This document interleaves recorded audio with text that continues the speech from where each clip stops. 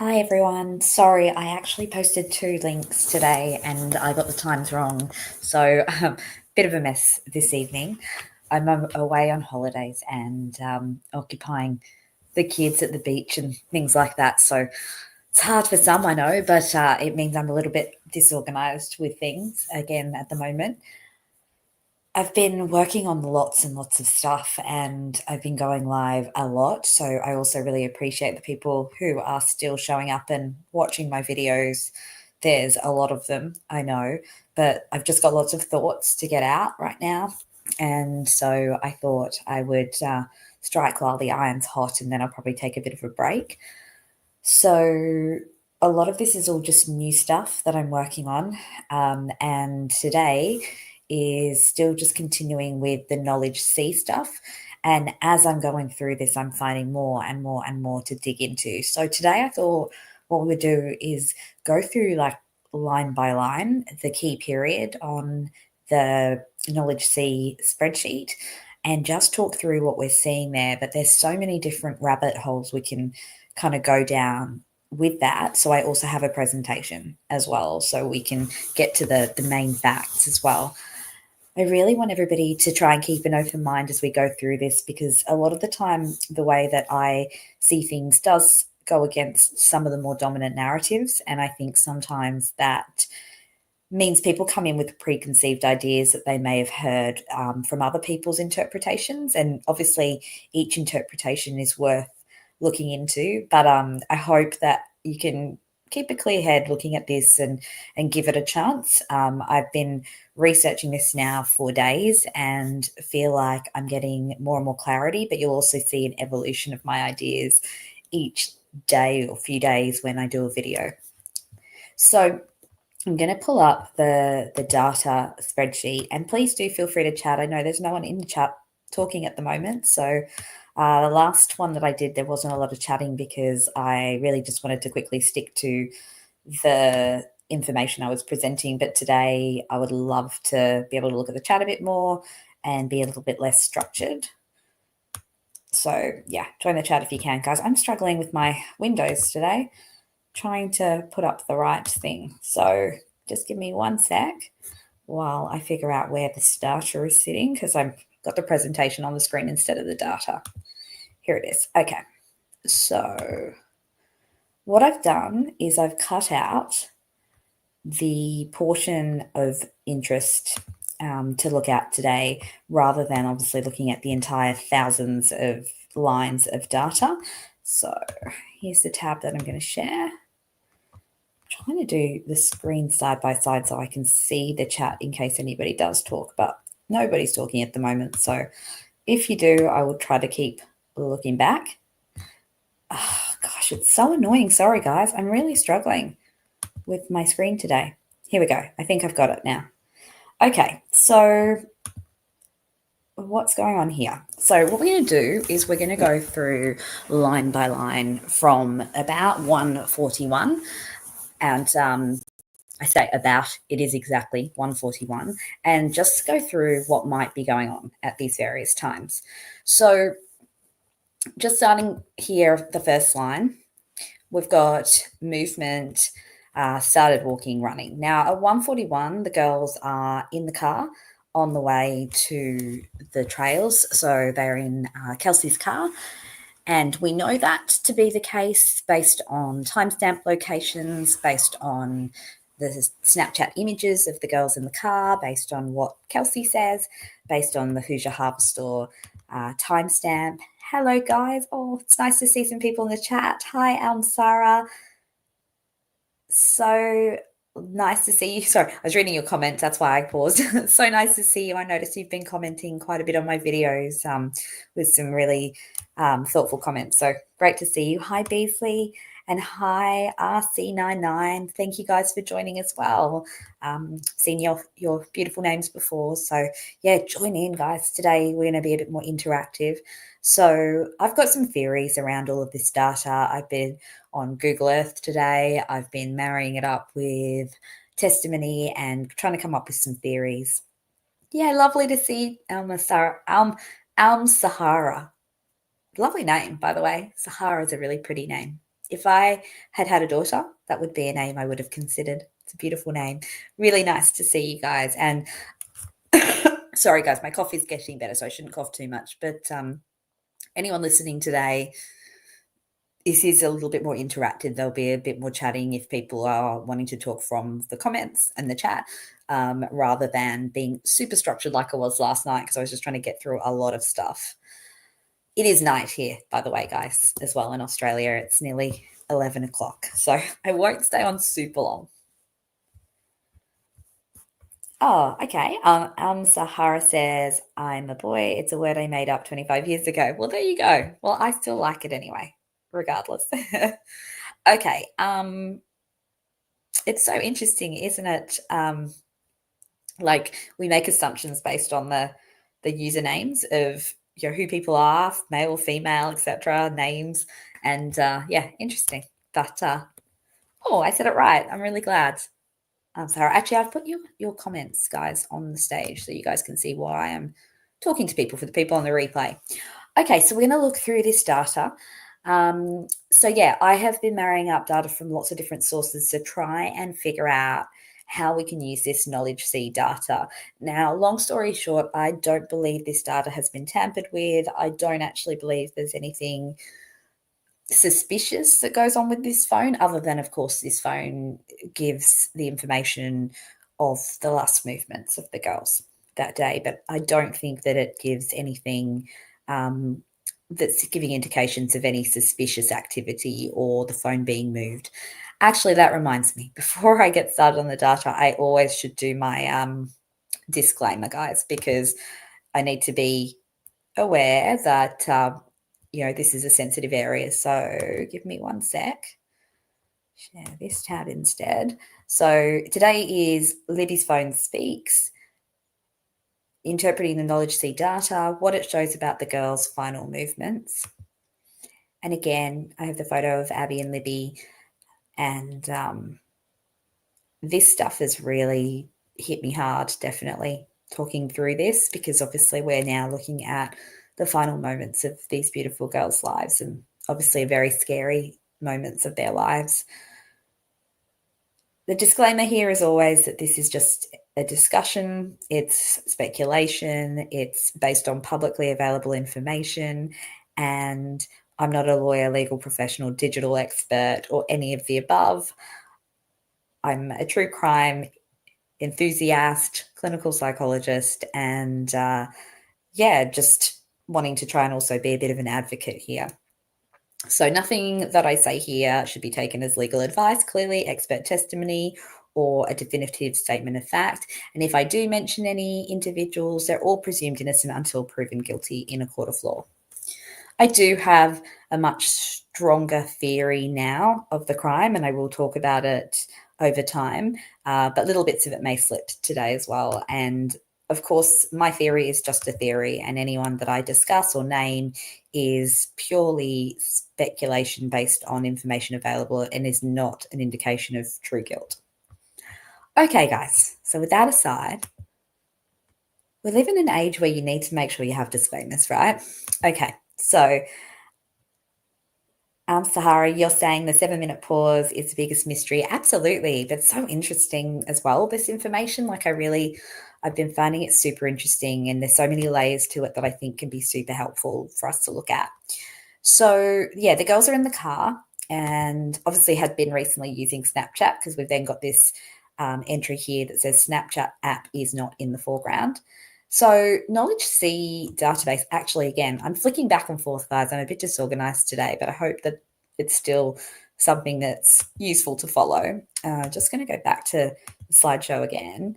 So what is KnowledgeC? Understanding the hidden data in iPhone. So KnowledgeC database stores metadata from sensories and system processes. It logs steps, elevation. I don't know what screen sat is. But anyway, I think maybe it's like screen on, screen off, battery percent, audio output, and more. And this is how we can trace Libby's phone behavior across her final days. got some more detailed information about what KnowledgeC is. I won't go through all of it, but I will put the slides up as well. I'm still working on them, so I will save the link in time. But who creates it or uses it? This is part of Apple's iOS itself. So it's not forensically a tool in and of itself. Users never see it. It's hidden in system files and not accessible without forensic tools like Celebrite, Grey Key, Magnet, Axiom. So while Apple owns the architecture, third-party forensic tools are what actually extract and parse it. So that's what Cecil and Eldridge used to extract and to analyze it. But essentially it comes from Apple itself. So what it is it is that sort of hidden diary, a secret diary of the phone. And so when it's extracted, we get this information like we have here. Okay, so yeah, just a side note of what it actually is. So it logs everything that the phone is doing, at least in those particular areas. So it gets a lot of detail.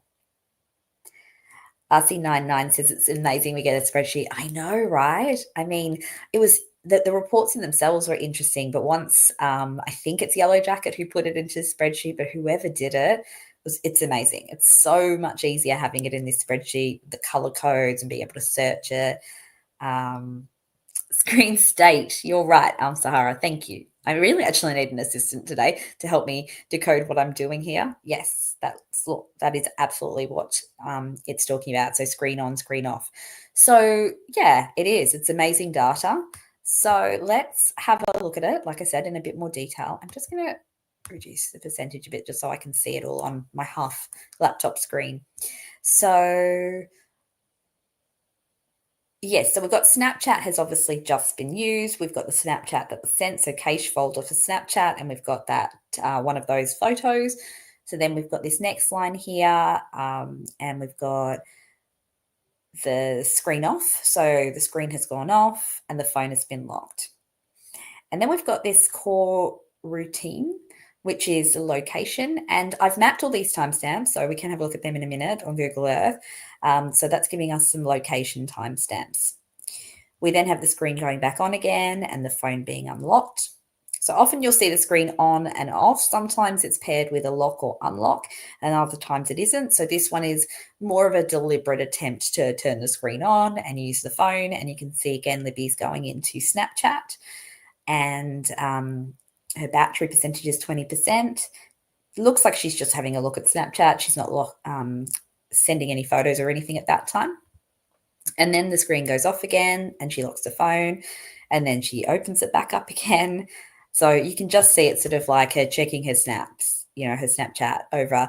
And I'm not sure if we have details of who she is or isn't communicating to on Snapchat, but I suppose we don't seem to see any indication of messages sent. We only see the snaps, the pictures themselves sent. So I don't know if that's because there aren't any messages sent, or I suspect perhaps it's more because that data isn't necessarily available in the KnowledgeC database, but I'm not sure about that. If anyone knows, please let me know. So again, we can just see her looking at her Snapchat as she's in the car as they're driving to the trails. And then we see the battery percentage going up because I believe it says somewhere here that she plugs it in, doesn't she? Did I miss that part? Let's have a look. Oh gosh, sorry guys. We can definitely see the percentage going up. So I think that it is plugged in at this point. You know what I actually think? It's probably plugged in before. Yes, it was plugged in before this cropped data set that I'm looking at. That's why I'm missing that bit. So she's plugged it in and she's got the battery percentage going up at increments. We've got the timestamp location showing up. We've got the Snapchat showing up, coming on and off, the screen coming on and off. And then we go down a bit further. So yeah, there's got to be a Snapchat. You would think a subpoena. You would think so, right? I don't know though. I'll have to look in the discovery list to see if there's anything around that. But yeah, you would think so for sure. We also see some Instagram activity that comes up here as well. So here we've got some Instagram files. Now, I'm trying to scroll across without losing the chat, guys, which is proving difficult. There we go. So that's a still image, depicts part of what appears to be a wooden bridge. Still image, up close view of a fallen tree limb lying down. So that's interesting, and that is on Instagram. And I think that we've seen those pictures. I think Amy Case by Case has posted those pictures at one point. Don't know who they're from or where they're from. I wonder if it's something to do with Bree Wilbur and Rayleigh Voorhees, because of course they were walking around that area slightly earlier, and they did, I think Bree mentioned that she did have some contact with Libby that day, so potentially that's them sending their pictures from that day, or the girls looking at them. I'm not sure. I know there's been some speculation around whether those pictures are showing a meeting point for the girls. I don't know that I would go with that, but it's a possibility for sure. Okay, so let's get to the more interesting stuff. This is just a sort of early stuff where they're in the car. I'm going to go down a little bit further. And I've just realised, where is the call to Derek German, guys? Did I miss that too? I think that was earlier. I've cut off too much of this data set, guys. Apologies for that. That wasn't intended. I think I'm going to pull up the full data set then, guys, because I think we're missing too much. Give me one sec.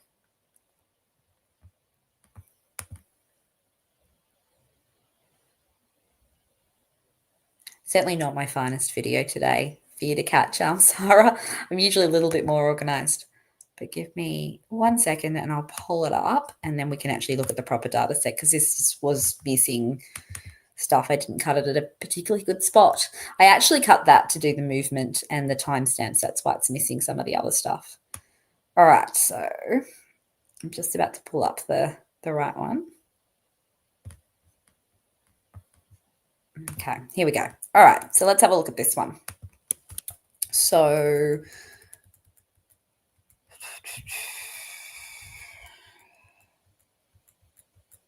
there we go. So there's the call to Derek German. So I'd cut it off a bit too early. Okay, so let's go up a little bit more then. So we've got unplugged and not charging at 137, and the power level is pretty bad. The battery percentage is about 15%. And then we've got them probably around this time, I'm assuming, getting in the car. So they've unlocked the phone here at 1:38. And then we have this audio output route start time.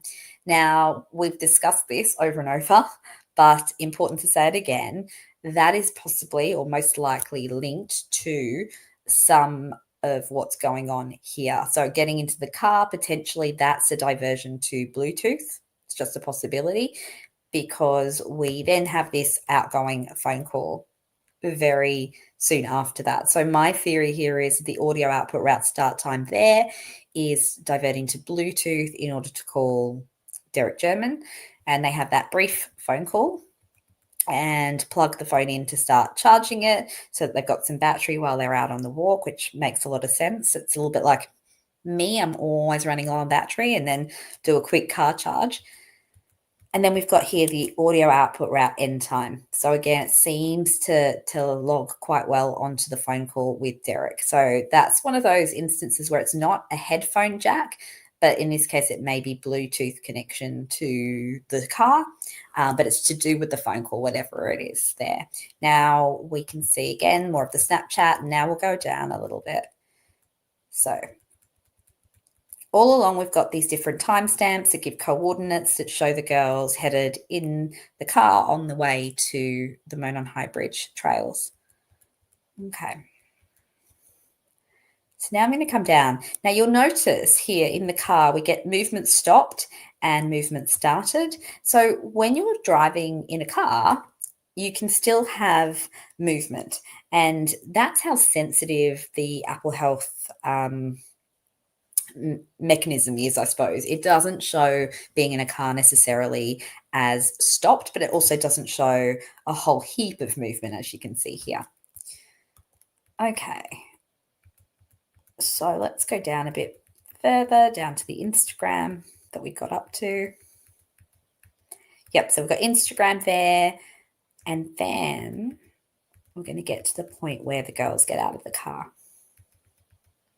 Okay, so you can see here the phone becomes unplugged and not charging. So to me, this would probably be here, the time when the girls actually arrive at the Mears entrance. And that maps pretty well onto the Hoosier Harvest Store timestamp for Kelsey, which is 1:49. So she's leaving at 1:49. And so here looks like this is the time where she pulls in and the girls get out, they unplug the phone, they get the jumpers. I think Abby's already got the jumper on in the car, but Libby ducks back to get a jumper and they get out of the car.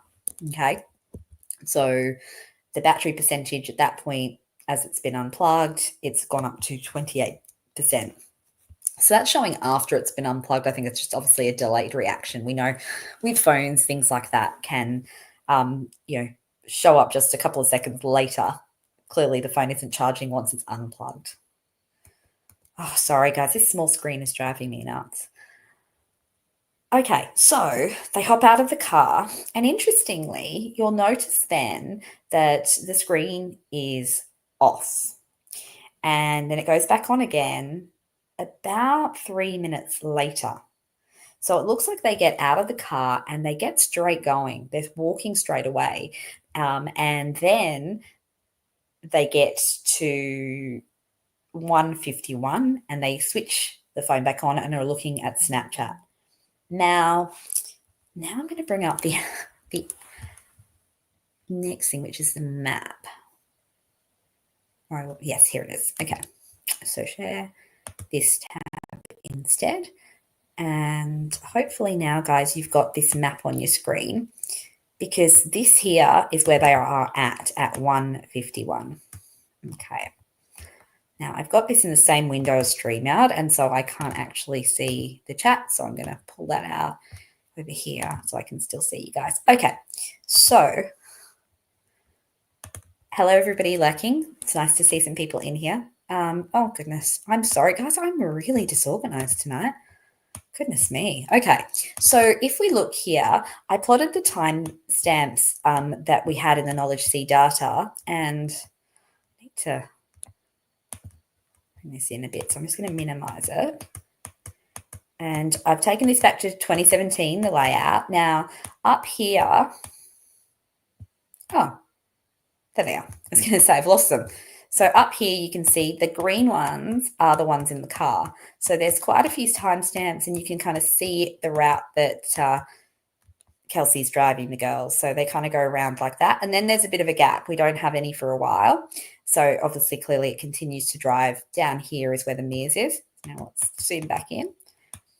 So it's quite consistent, which looks obviously like a car moving along the street. And then just over here,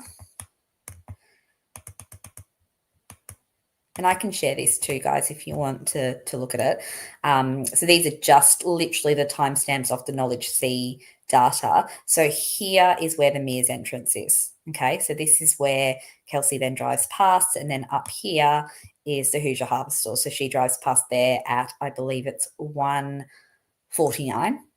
So 1:48, they've been dropped off here. They've walked down here, which is just that little driveway where towards where the memorial is now. This is the 5:05. This is the 5:01. So they're on the 5:01 walking down here, and this is when they stop and they look at Snapchat again. So this is 1:51.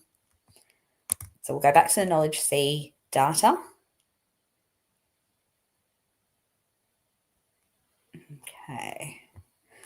This is the first time I've actually done my own Google Earth stuff, actually, because I usually struggle with this sort of stuff, or I think I can't do it, so I don't even try. Okay, so if we go down to here and we marry it up, so that is there. That's that timestamp. That's just, oh, actually, I just realized I'm not sharing the right tab, am I? I'm saying that, and I haven't gone back to the tab. There we go. Okay, so just here, you see the location timestamp in blue. That's what I just showed you there. I've plotted these two. There's one at 1:51:22 and one at 1:51:50. Now, you can see here that the Snapchat app opens in the foreground around the very same time that they seem to stop and start again in terms of their walking. But also, interestingly, when you map out these two location timestamps and they're 30 seconds apart, they're pinging at the same coordinates with a horizontal precision of 5 meters. So it seems like they stop and they look at the phone maybe for about 30 seconds. That's how I interpret it. I don't know if that's correct, but that's what it looks like. So something makes them stop at that point to look at the phone and check their snaps. And then we've got just a fair amount of walking. Now, you'll notice when they're walking with the phone in the hand, sometimes you're getting this screen on, screen off, screen on, screen off, screen on, screen off, right? So this is not actively being used. You can see the phone is locked, Snapchat is not in the foreground, but this is more likely Libby walking and her fingers kind of gliding over the phone, or she's tilting the phone. And we've all seen that happen with our phones. You move it, you touch it, and the screen sometimes comes on because the phone thinks you're about to engage with it.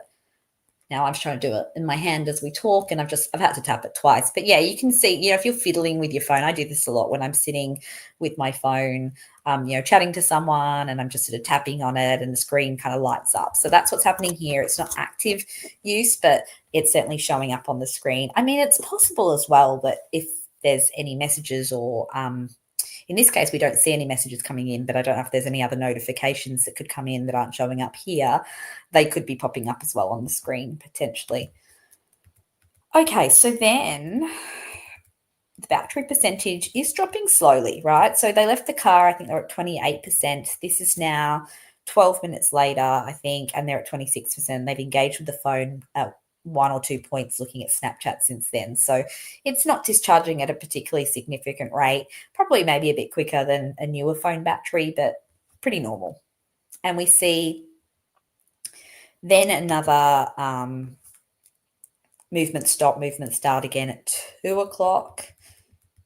And again, the same thing with the screen going on and off, screen going on and off. So this is all most likely walking, right? There's no engaging with the phone, and we're seeing screen on and off, and we're seeing movement being logged, and we're seeing a decent amount of movement being logged. So here we've got 593 steps, and previously we had 288, which really maps well onto the walking from the Mears entrance down the 501 trail to the Monon High Bridge. That's a pretty good reflection of that. And so when we get to the next timestamp here at 2, and they stop again, they've gone about 367 meters, and I mapped that as well onto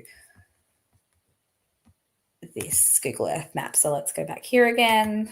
Okay, so that was where they stopped and looked at the Snapchat. And then if you measure approximately the distance that the KnowledgeC Apple Health data shows, it basically is this blue line here. And it was interesting because when I logged that, you can see it kind of goes to platform 1, a little bit over, but that's pretty much where it's mapping to. So it's like they've walked quite consistently, they've walked onto the bridge, and perhaps they've got to platform 1. It seems like everybody goes and stands on that platform. So that sort of sounds like it makes sense. So that's the next sort of movement point. There isn't a timestamp there, so we can't marry it up to a timestamp, but we can marry it up with the Apple Health data that seems to show that that's approximately where they are when movement stops and then starts again at 2 o'clock. The next timestamps come at 2:05 and at 2:07, and they are related to the Snapchat images. So we've got the one of the empty bridge, which is here at 2:05, and that's the coordinate that it maps onto. Obviously not under the bridge, it must be on the bridge, but it's within that range. So I'm assuming that, Libby's around here then, and this is where Libby is when she takes the picture of Abby at 2:07 as well.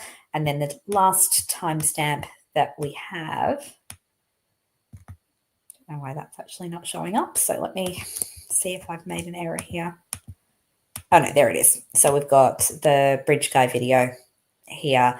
This is the location that it has Libby at when the bridge guy video is being filmed. So this is right down at the south end of the Monon High Bridge. So when you track all of this, we'll talk about that in a minute, but when you track all of the movement here, it's pretty consistent till that point. Around here, actually, I think is where, I think it's 208 is where she would be, roughly around here. But the last part of the movement is a little bit unusual. So we'll come back and have a look at that in a minute. But let's just keep going line by line. Okay. So, yeah, so I just showed you that. So that looks like that's roughly the first trestle. Then we've got some more walking, and then we've got the snaps being taken of the bridge. So we've got here the bridge snap, which is around the same time that she opens Snapchat. And then she locks her phone again, and then she unlocks her phone again to take the next picture, and then locks it pretty quickly after that picture. And we get a timestamp again at that point that I just showed you. And then we get this little bit more movement that stops, which is that point just further than that last timestamp. And then the next thing we have is the screen going on, but not unlocking the phone. And we have the beginning or the start of the bridge guy video and the recording there. So you'll notice though that the phone is locked at this point, guys. So she has not unlocked her phone to take this video, which to me absolutely is a very strong clue that what's happening here is a covert recording, as opposed to an attempt to turn the phone on and take a recording. Now, I think we could all agree that's what it looks like.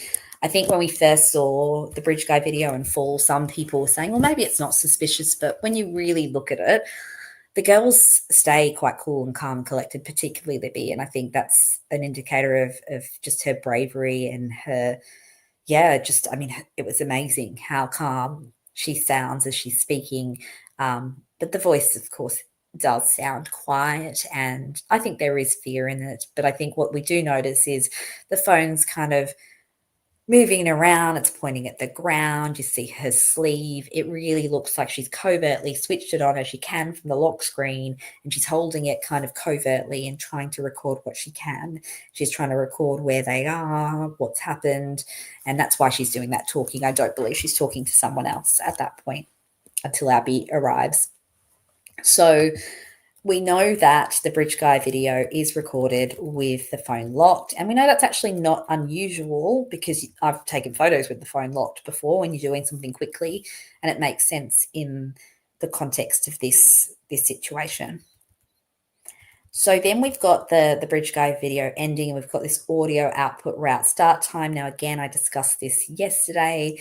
We can see that the audio output routing seems to always marry up with something else happening on the phone that explains it. And so this one here is to do with the processing of the video. So as soon as the video finishes, the background processing of the audio of the video starts, and that's what this audio output route start time is. It isn't putting headphones in because, we've all seen the video ending. So we would need to believe that within 2 seconds of down the hill and them turning, that they put headphones in, which is highly unlikely given that she's trying to be covert with the phone. We see that the screen goes off. I think accidentally the recording ends, and then I do believe that Libby tries potentially to get it back on again. You can see the screen on, screen off, screen on, screen off. And we see franticness there. Okay, so whether that's franticness of her trying to get back into the phone or whether it's the franticness of the movement as well, or both, something's going on there. We're seeing a lot of that screen on, screen off, which we do see at other points when they're walking. But this is pretty extreme within just a few minutes, within 3 minutes. And we see the touch ID here. So maybe, I don't know, maybe at this point she realizes that the video stopped and she's trying to start it again, but just can't do it in the franticness of everything. Just reading the comments, I think the girls are definitely scared. Libby's realised it for sure. She's come ahead, she's watched her friend. She's not on her phone during that time prior as well, which is unusual. It looks like she likes to check her snaps and things like that, but she's sort of standing there and doing nothing with her phone for a period and then starts this covert recording. So this movement here I found a little bit odd. So what we see is the movement, obviously we know, starts from the end of that bridge guy video for 2:14, and then the movement stops abruptly at 2:18.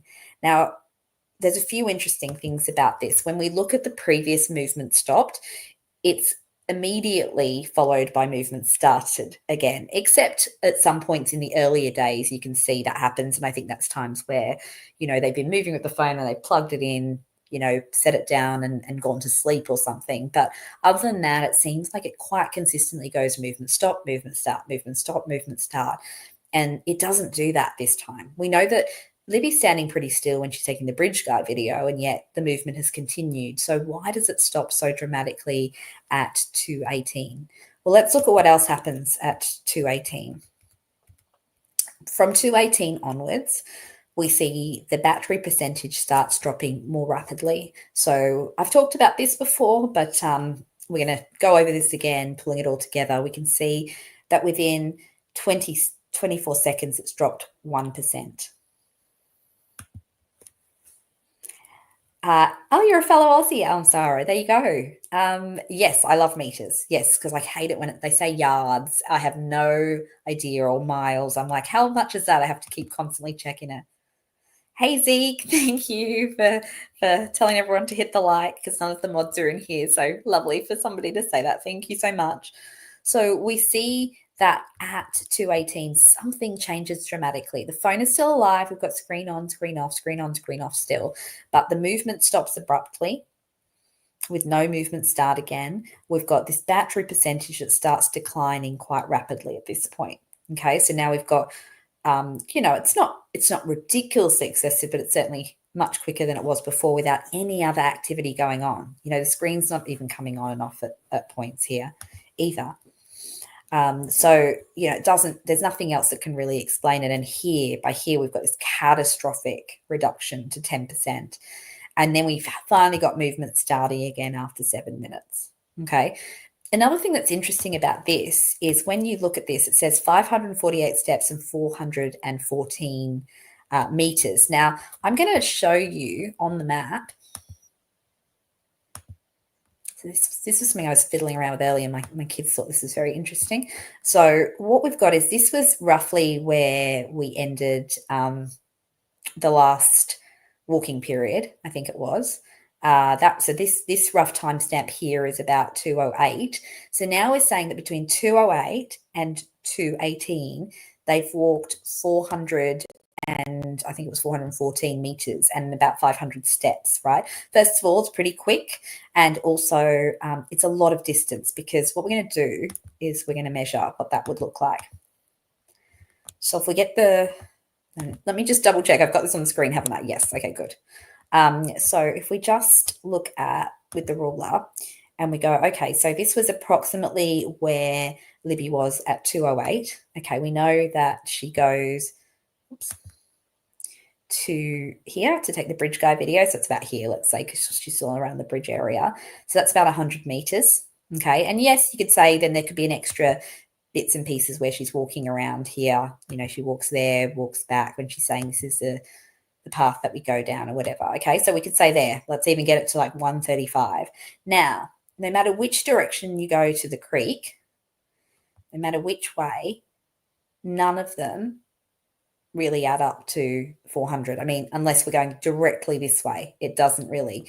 Now, if we zoom down a bit more and we think about the crime scene, and this is just rough, I haven't actually got the exact coordinates, but the crime scene is about 374.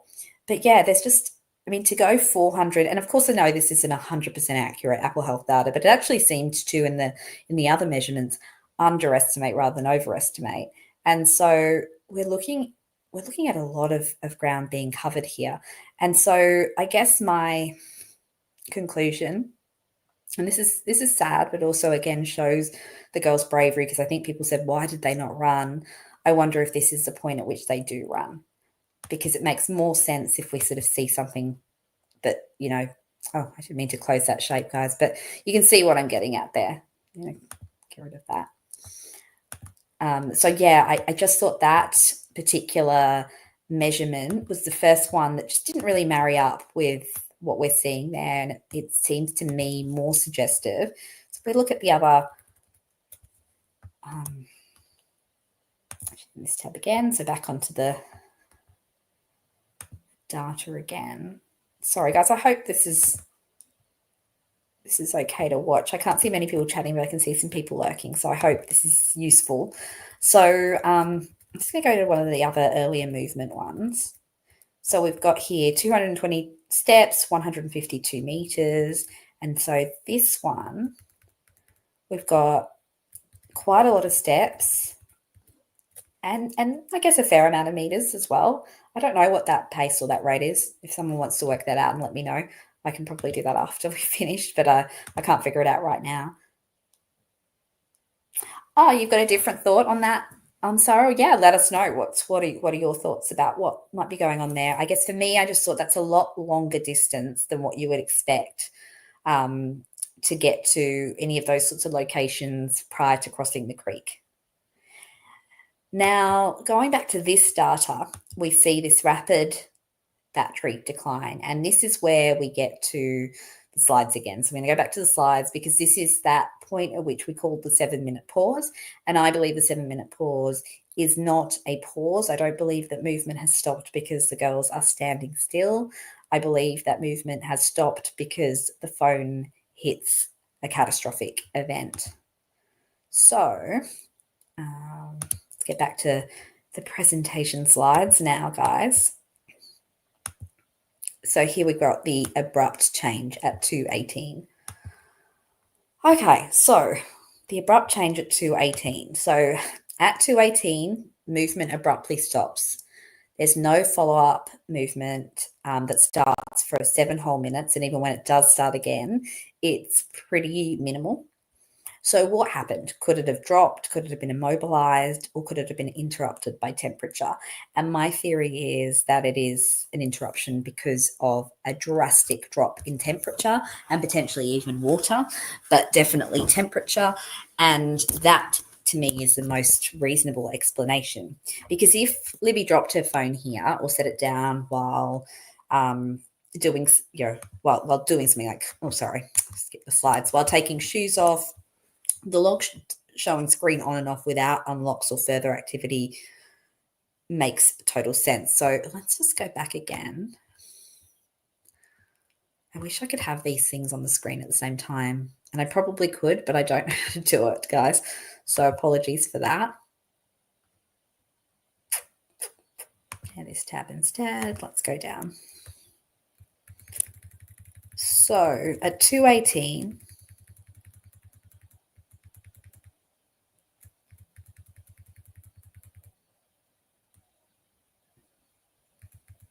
we've got the movement stops and the screen still goes on and off a couple of times in that period. And then even the screen stops going on and off. Okay. So what my position with this is that that's some sort of event, and then it goes on and off again once here, but there's a lot less activity there.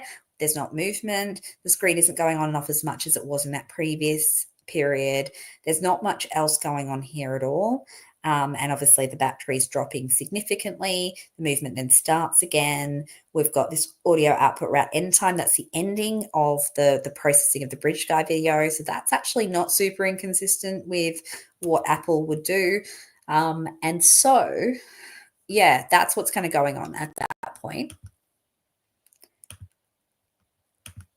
So thermal stress is my hypothesis. It's more likely that the phone couldn't operate its sensors properly due to cold damage, moisture exposure, potentially low voltage supply from a freezing battery. So my interpretation is the phone was likely still on technically, but its components were struggling to function due to thermal stress, which apparently is exactly what happens after water exposure in cold weather. Just going to have a sip of water, guys.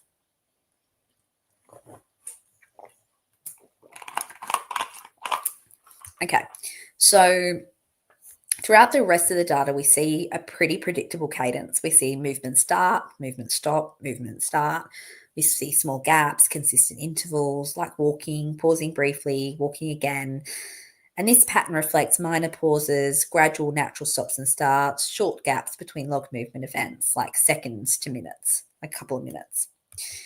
But the abrupt change at 2:18 seems to be an anomaly. It's a hard stop with no restart. And at around 2020, well, actually 2018, I don't know why it keeps changing times, this pattern breaks completely. Movement stops, but movement doesn't start again, except for a brief burst 7 minutes later of what looks actually like unnatural movement. The gap is not natural. It's not a pause. It's much more consistent with a catastrophic event. So it could be dropping the phone or environmental interference, e.g. freezing and water, which is what I think is more likely. It's not a car. So I know some people have said, well, could that be the phone going into a car? As we've established before, car movement still seems to log as, the person being in movement. Even if it's not logging lots of distance, it's still logging some movement. So it's highly unlikely that this has got anything to do with the car or being in a car. So it's a red flag. I've done a lot of this stuff before, so I'm going to skip through some of this quite quickly, but that's what it kind of looks like. So we see this sort of restarting of movement again, but it's weird. It's unusual.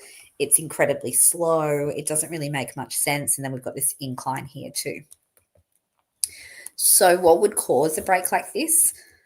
There are a few possibilities. So phone is no longer moving at all, i.e. it's dropped, stashed, or becomes completely still, but that would still result in background operating system activity continuing. Screen logs, battery e-logs, app states. Well, that does continue.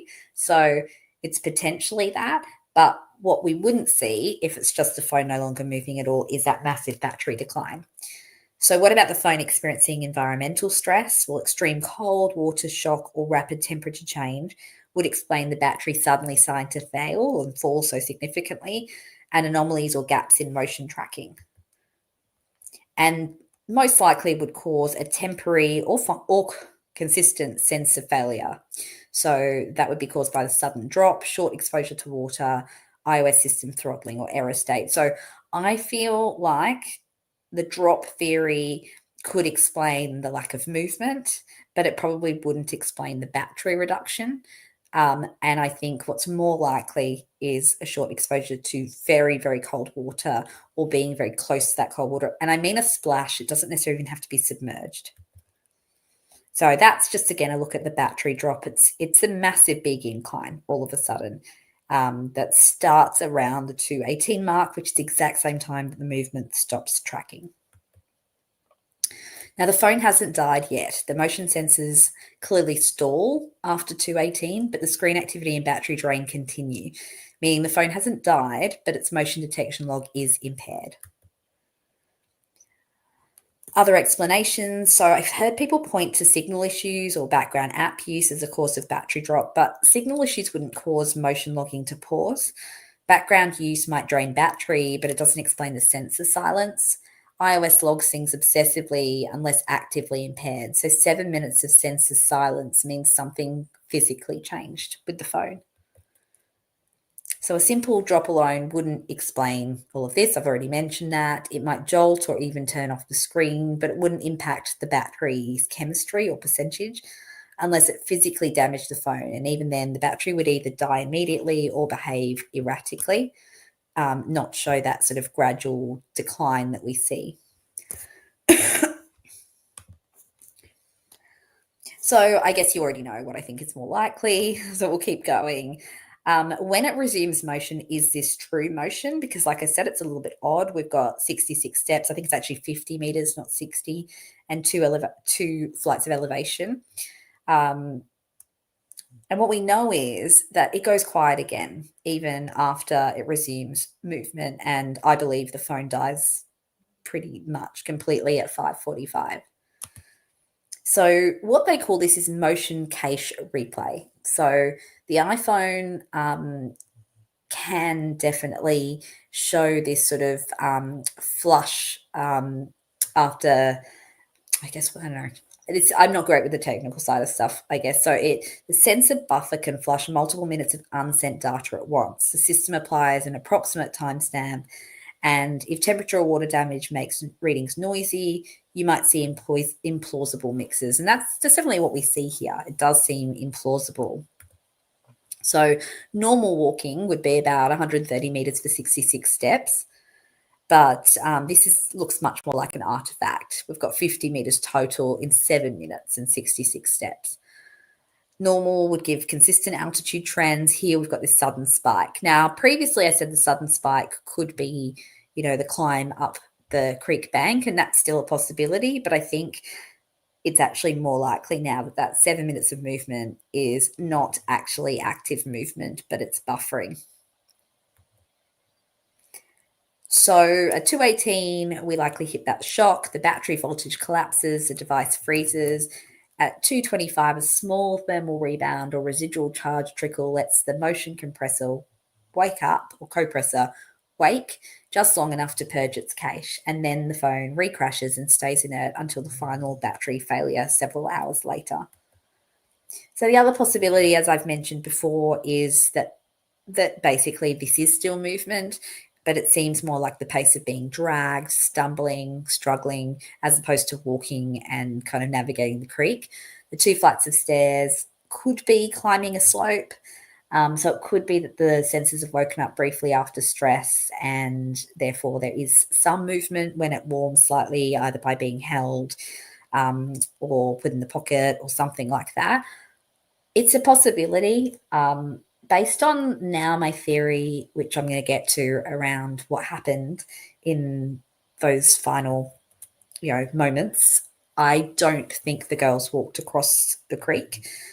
I think they were taken across the creek. And so I believe it's either an artifact or it's to do with the phone moving on the girls' possession, but without them walking.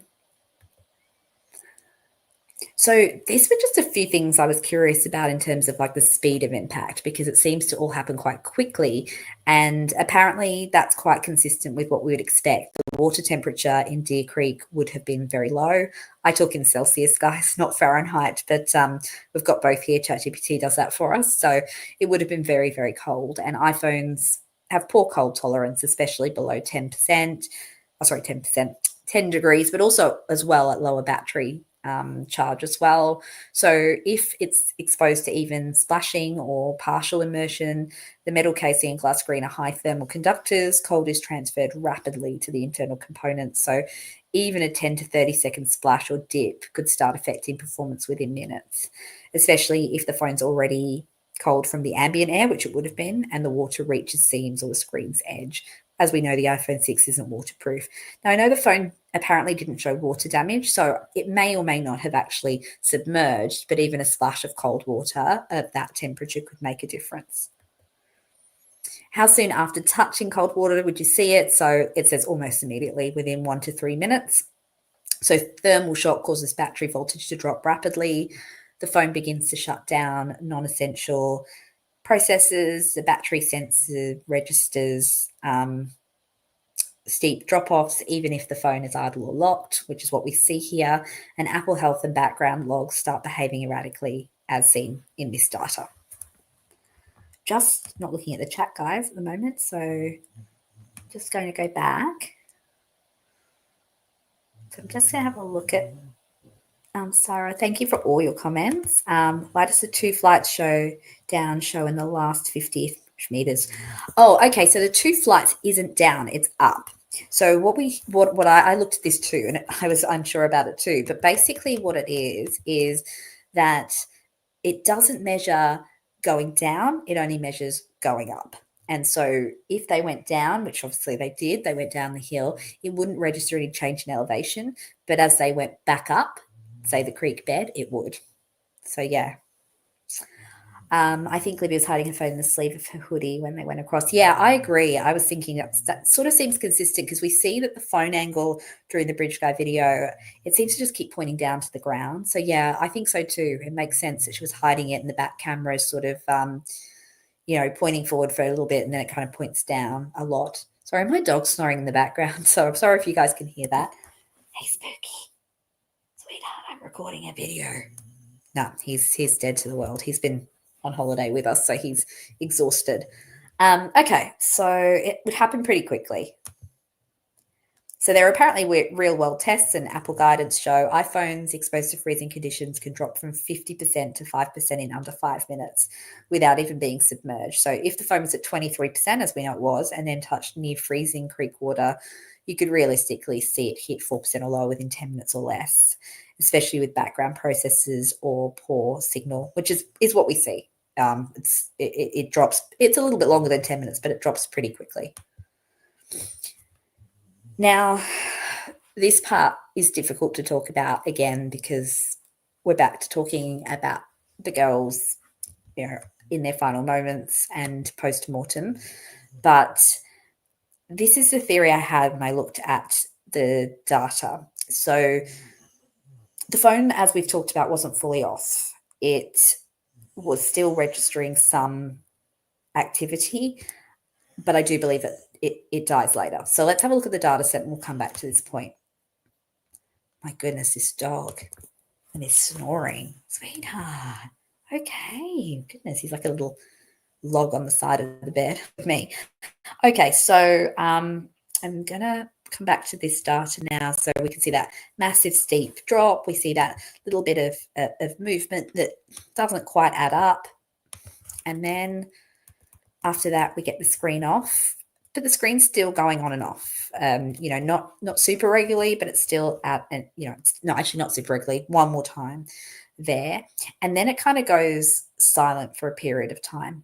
Now, this is also the time where we believe Derek German most likely called the girls, because he was trying to reach them at some point here, and the only thing we see in this sort of phase here, which is an hour and a half, is an SMS message, which also could be an artifact that shows up after the phone is rebooted. So some of these things that we see here can be things that now look as though, they happened at 3:14, and they did, but they didn't reach the phone at 3:14.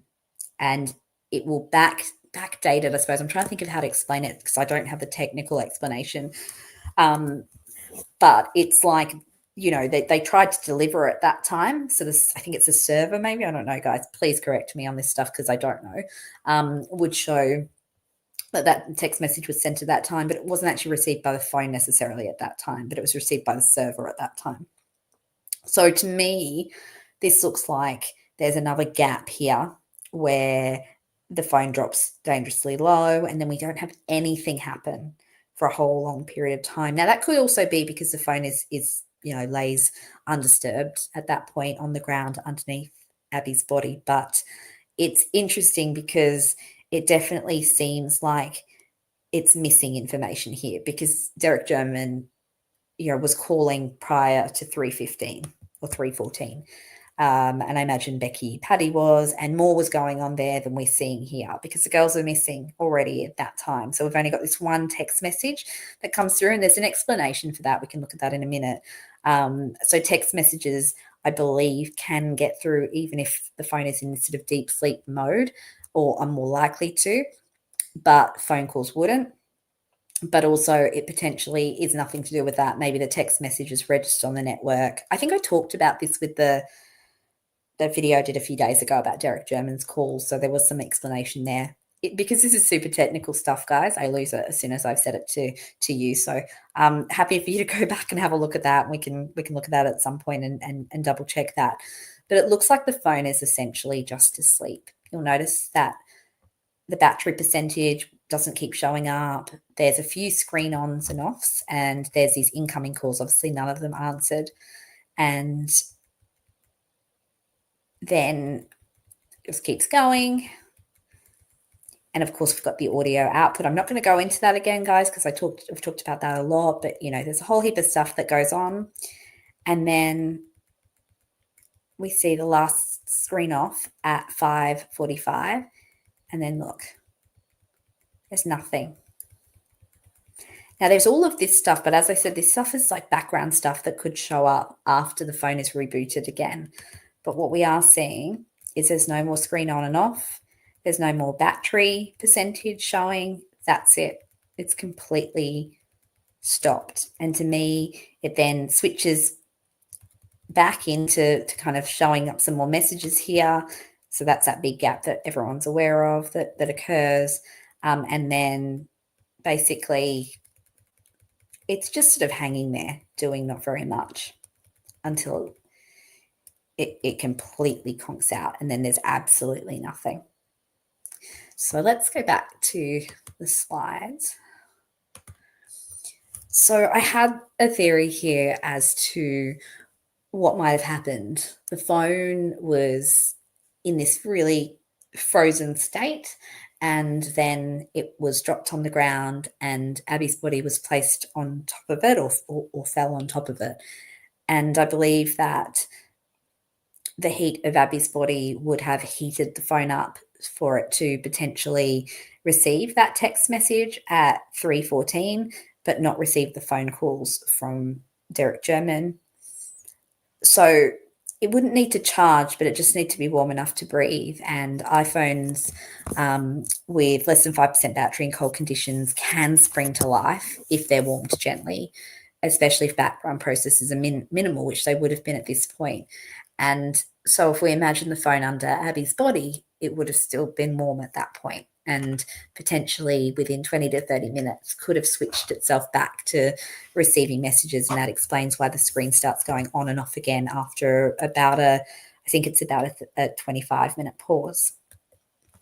But the final power down also is explained by this, because unfortunately by 5:45 Abby's body would have cooled significantly and no longer would have been able to insulate the phone.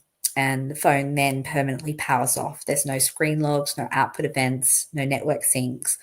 All further activity simply failed to reach the phone. They're logged by the network, not the device. And so that was what I was talking about before. They're logged by the network, but not the device, but can show those sort of timestamps once the device is rebooted and it all syncs. So, I mean, yeah, this theory here, I suppose, gives, again, a little bit of potentially of data that could tell us a little bit more about time of death. And I'm not suggesting it's foolproof, but it aligns quite a lot with the theories that I have. I do believe that the girls were murdered before they crossed the creek, and I do believe that that was very, very soon after the bridge guy video ended. I believe that the crime occurred very quickly, and if the girls were murdered on this side of the creek, it would explain as well why there's not a lot of blood at the scene, and also why they're quite clean, because they would have been sort of carried through the creek and to the other side, and so a lot of the blood would already have gone and maybe washed off with some of the water. And I think the staging process then occurred on the other side. So we'll talk about that a little bit more over time, but that's something that I've kind of freshly been thinking about in the last day, because initially I thought maybe they crossed the creek at 2:18 and then they're murdered on the other side, but now I'm wondering if they're actually murdered on the bridge side of the creek, I always forget the north and south. I think it's called the north side of the creek, and the south side is where the crime scene is. And I think that would explain why there wasn't a significant amount of blood. It would explain why the bodies were clean, because they didn't clamber across that creek. It's really the only way that they could get across that creek without being super dirty and looking like they'd been through the creek. But they definitely had to go over that creek to get to the other side. I mean, unless there was some sort of raft or boat. But I just don't feel like that's likely, given, the proximity in time to people searching and looking.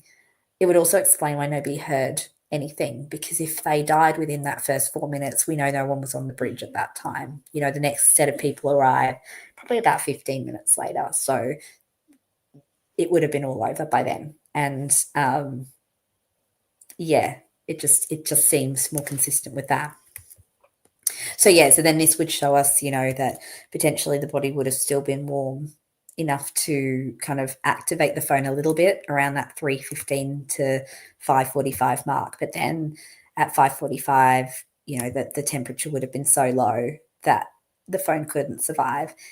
Maybe it had a kickback in it at 4:33, but I don't think so. I think those are just to do with the network as opposed to the phone itself. So network ping gaps. I mean, this is just explaining the big gaps, and I don't think that's necessarily suspicious. I think carrier attempts drop off. Carriers initially try to redeliver messages. They reduce attempts overnight, sometimes, particularly if the device hasn't responded for hours. I'm not going to go too much into that. But what we see here is that Rick's confession doesn't add up, does it? Because his confession was he was spooked by the white van near the private drive. He then crossed the creek afterwards in a state of panic with the girls. And he implies basically in this that the van sighting led to the creek crossing. But that sequence falls apart when we map out these real world timestamps as we have today.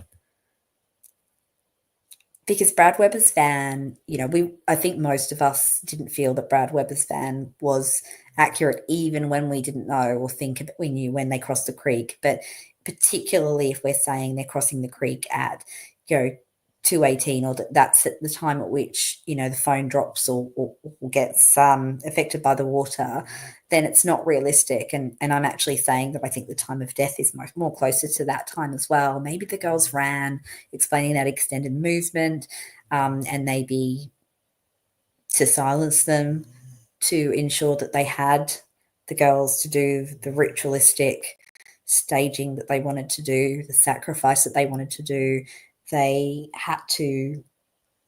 just decided to just end their life there and then on the spot. And therefore, everything was over before Brad Weber arrived.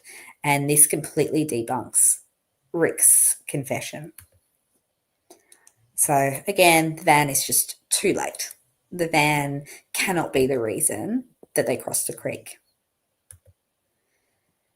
So the confession has a false timeline, and it can't therefore be used as reliable evidence. It couldn't be anyway, as we've all discussed before, but this is a fatal sequencing error.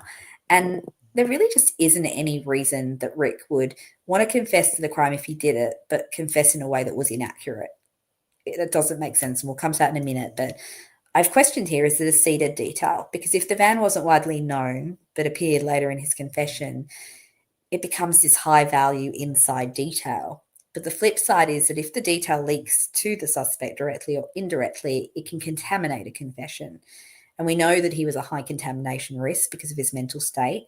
He was medicated, experiencing psychosis, paranoia, delusions.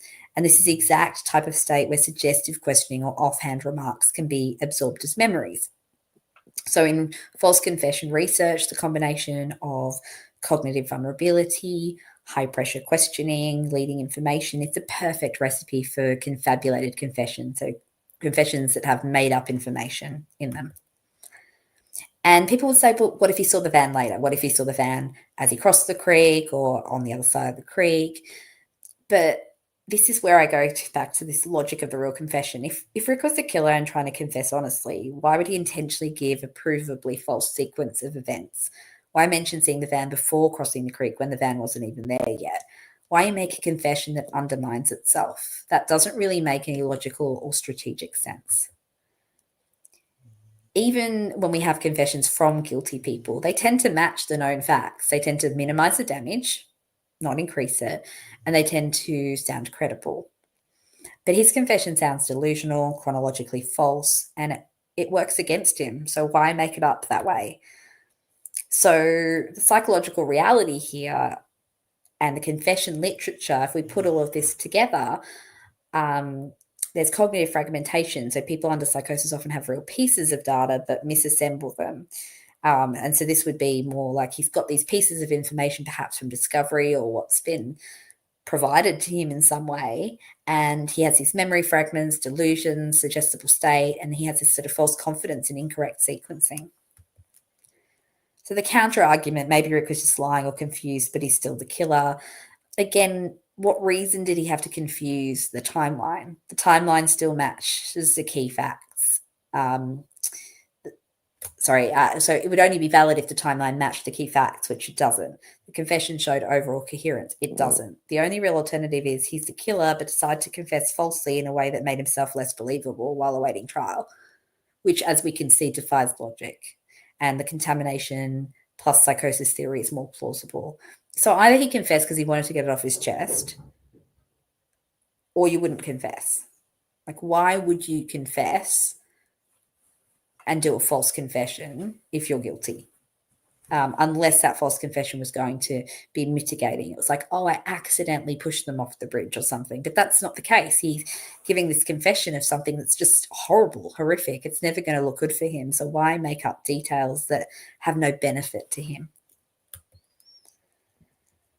So yeah, the most likely is more what we call this cold crash. I'm not going to go into all of this stuff because I feel like I've been talking for a long time.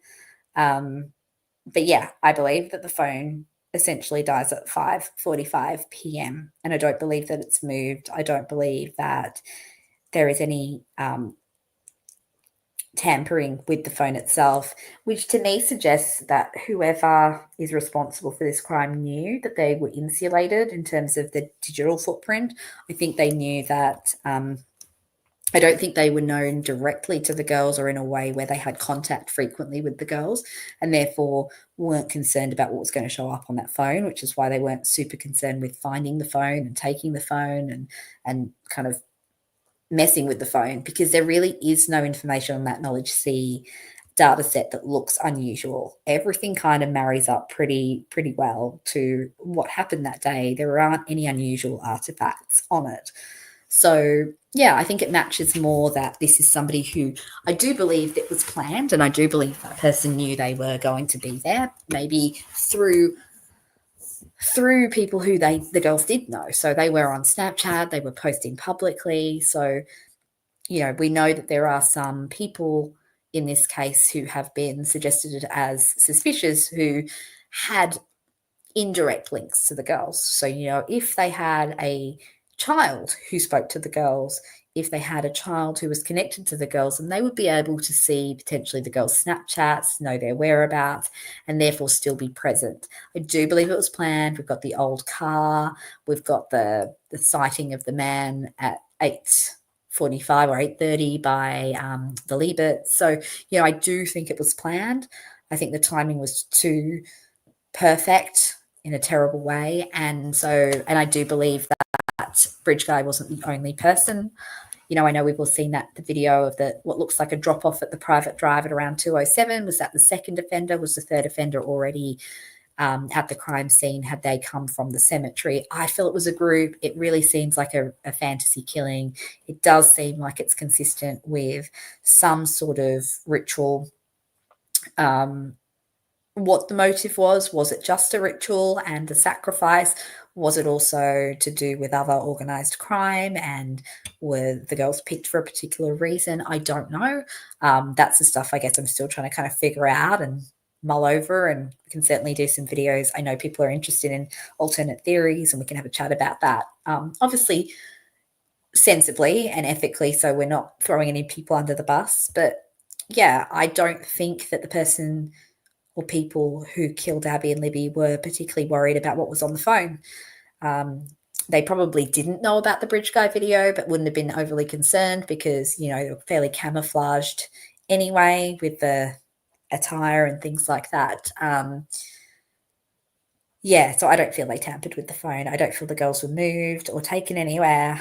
And I do think that the girls were killed prior to them crossing the creek. And that would go with the limited blood pooling. And at the crime scene, it would help explain why the girls' bodies were quite clean and preserved. It would help explain why there wasn't screaming and loud noises. So, yeah, I think that they were murdered very quickly after the abduction. And then they were taken over the creek, and staging potentially whatever was done post-mortem was maybe the fantasy, the element that these offenders were wanting to do, the sacrifice or whatever it might have been with the runes and all of that. I've talked for a long time, guys, and I haven't even been checking the chat. I hope that all makes sense now going through that KnowledgeC database. I know it's not a popular theory. I'm not going with the headphones in and out. I've explained that in the previous video. I'm not going with Faraday bags or the girls being moved or anything like that. I don't think that's the case. I have, I've heard that there was talks about the phone pinging all around town. I haven't seen any evidence of that. The only evidence I've seen is that the phone pings in the same location overnight. And if we look at those coordinates like I have and map them out, they all seem consistent with the girls arriving at the trails at the stated time, walking to the bridge, taking the photos, and then being ambushed essentially. So I'm going to go back to the chat now. And there were some comments in the chat. Sorry, I wasn't even looking, guys. I'm going to have a quick look.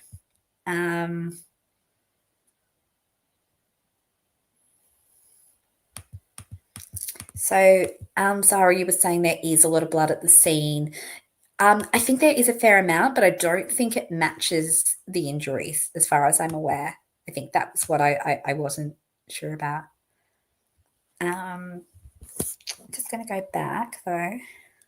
Yeah, there were pulls and there were sprays on the leaves and things like that. So yeah, I think the potential is, of course, there would potentially still have been blood there from the wounds because I think they were placed there fairly soon after they were killed.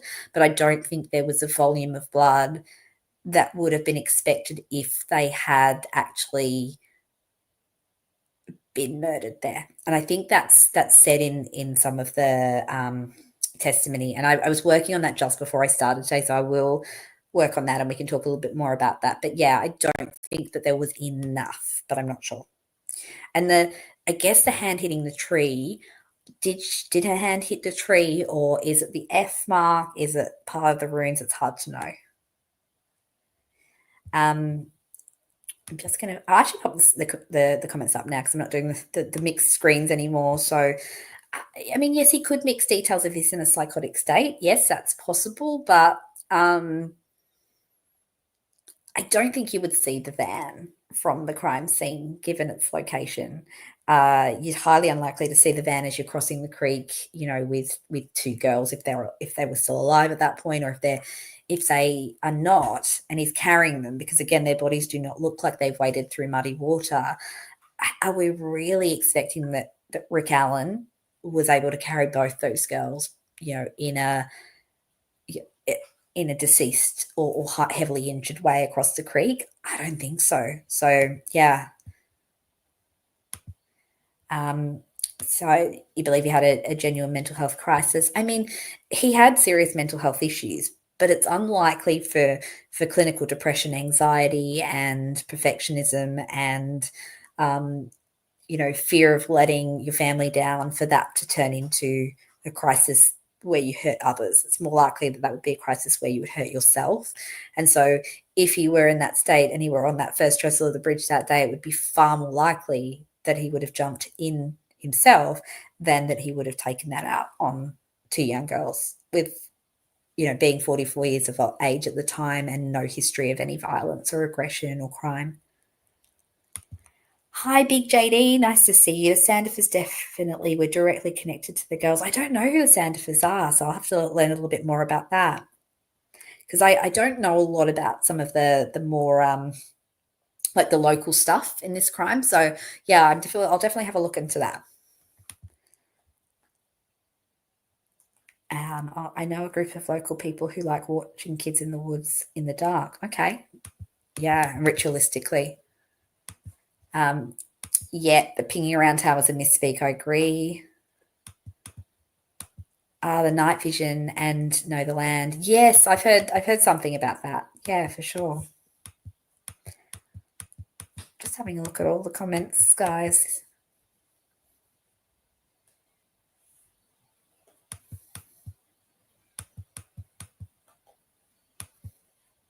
Sorry, guys, I'm just reading the comments. I won't put everyone's up, but I'm just having a look. Yeah, so Sarah, you were saying, yeah, you don't really feel like the psychosis to do with the crime. No, yeah, it was an acute event in prison and really consistent with like a post-traumatic kind of breakdown, essentially. So yeah, I mean, I can talk a little bit, I suppose, on my theory. I do believe that the most likely candidates are the Odin, kind of Odinistic gang. I think it's, the white supremacist Finlander stuff associated with that. So I don't believe, obviously, everyone who follows sort of Norse paganism and Odin are dangerous. But I think when you see the combination of the two together, I definitely do feel like that's a very strong likelihood given the staging and how the scene looked, given that there is some connection to the girls through that. That would be a way that that person would be aware that the girls were going to be there. Yeah, I don't believe that the girls went to meet someone there. The phone info doesn't seem to add up with that, but of course we don't know what was said in the Snapchat or Instagram messages, so I guess there is a potential, but it seems as though the girls were just having a normal day. They were snapping, they were taking pictures of Abby on the bridge, and that picture doesn't look scary. I don't believe that the picture is doctored. I know a lot of people do. I believe that it's deleted from the cache, probably again to do with something with this phone and how it really catastrophically failed just 11 minutes later. I think, I think that the people who did this have good connections, essentially, and so that's how they've been insulated all this time. I believe with Ron Logan, I think perhaps that because of his criminal ties and what people might have had on him, and because it was on his property, I believe that he was scared he would be framed for this. I don't believe Ron Logan is the offender or was the offender. Could he have gone out to the crime scene that night, as we've heard with the phone pinging? I think he could have, but not because I believe he was a murderer, but I worry, or not worry, I wonder if the people who committed this crime, we've got the unspent round that's dropped there, and I wonder if that was strategic. I wonder if that was like if you tell on us, then we'll frame you, and whether that was something that they did to do that, I don't know. Was it a signature? What was the unspent round there for? I don't know. I do believe it was there, but I don't know what it was for. I don't believe it's matched to Rick's gun. So maybe, was that sort of a blackmail? Was Ron then going out to look for that because he was scared, and that's why he lied and all of that? Same with Kegan Kline. I don't believe, and I know again this goes against what a lot of people think, I don't believe he's directly involved.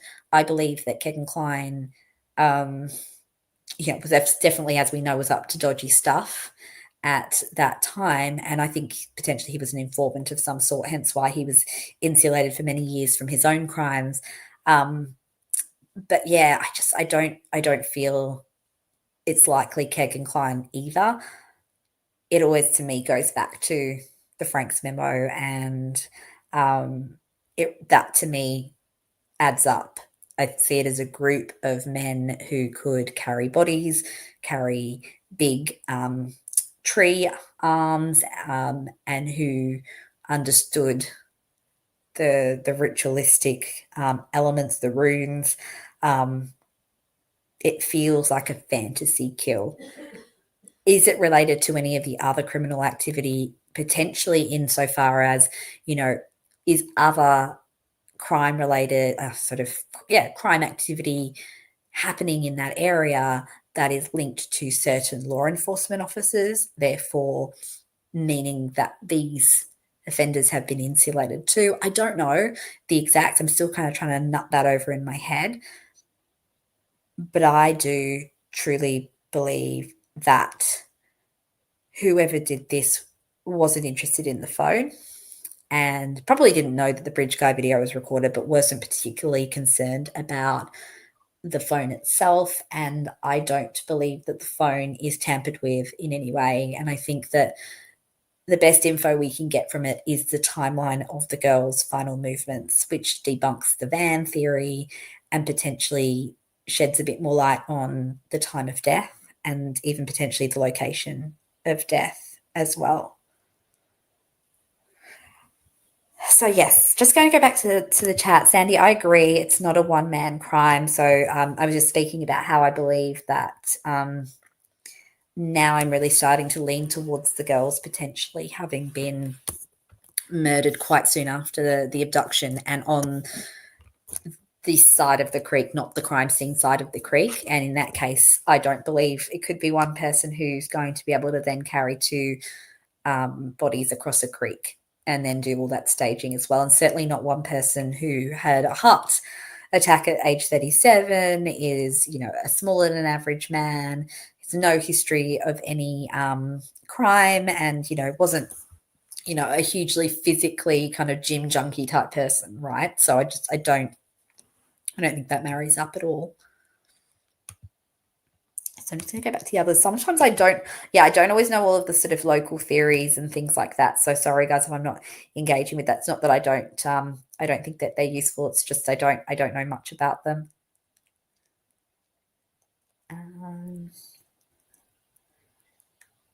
Seeing a little bit more. Sarah says Ron Logan would have shot himself when the BG video was released and he realized he's on the news wearing the same kind of outfit. Yeah. I mean, I think, who knows? Who knows if the people who did this even dressed in that way to appear like Ron Logan too, potentially. Big JD says he was supposed to meet the girls that day, the 15th. He sold a knife on Sell It. Is this the people you were talking about before, the other name that you were giving? Yeah, I don't know. So I don't know enough about that. I think I've heard that name, but I don't know who those people are and much about them. But happy to look into that a bit more. Digital says, I thought there was an attempt to unlock the phone shortly after the BG video, but the thumbprint failed to unlock. Wrong person trying to unlock. It could be, but my phone always fails with my finger. And I think if you're in a frantic state and you're desperately trying to, start the phone covertly, you have to hold it in exactly the right position for the sensor to match. I'm doing it right now and I've just made it not match multiple times. So, I think that it could just be Libby. That's the indication that's, I guess, the interpretation I've made.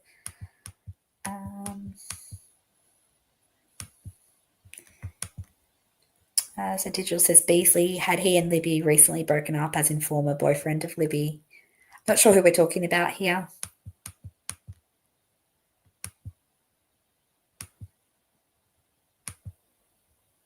Staging the changing clothes doesn't make sense, so therefore how did they think he did this? Was there explanation of court? No, there were no good explanations, Sandy. I really feel like there's just no explanations at all, are there? So much of this, when you really look into it with a fine-tooth comb, just does not make any sense, and the case wasn't proven particularly well. But I think the issue would have been the jury doesn't have the time to mull over the information the way that we do. It's taken me a while to get my head around all of this stuff. And I can only imagine, when you're in trial, just hearing this, and we've got access to the full transcripts and, a lot more information now to be able to figure all of this out. But I don't think the jury did. And, some of these things I think could have potentially been explained a little bit more clearly. And also some of the angles weren't looked at particularly clearly. I don't think anyone went through this KnowledgeC data with a fine-tooth comb and explained it sort of, piece by piece. It's taken me a week to just look at it and keep looking at it and look at it again. And, my opinion just keeps evolving as I look at it.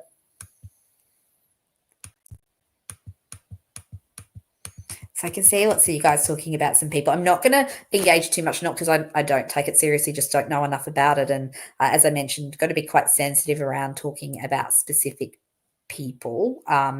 So I know you guys are totally fine to do it. So I just mean in terms of for myself, I don't know much about these people and want to make sure I'm careful to not kind of try to talk too much about people without getting some more info first. You could set those iPhones to come away because some other functions when you shook them. We don't know the settings Libby had on it. Yeah, we don't know. And I think, it depends as well, I think, in terms of that. Can you get, I know lots of young people will have the backlight come on when they get messages and stuff. I don't know if any of that makes a difference too. But I didn't see anything super unusual when I went through that data with a fine-tooth comb.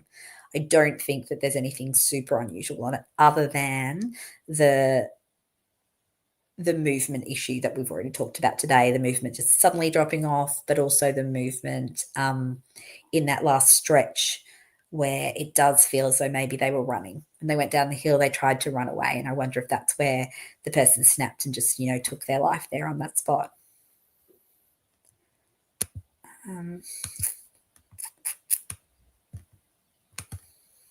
Sandy says, I try to always remember the horror these girls went through. Yeah, it is. It is. I definitely noticed, like, when I first started looking into this case, I was much more focused on, a lot of the digital information that didn't involve the specifics of the crime.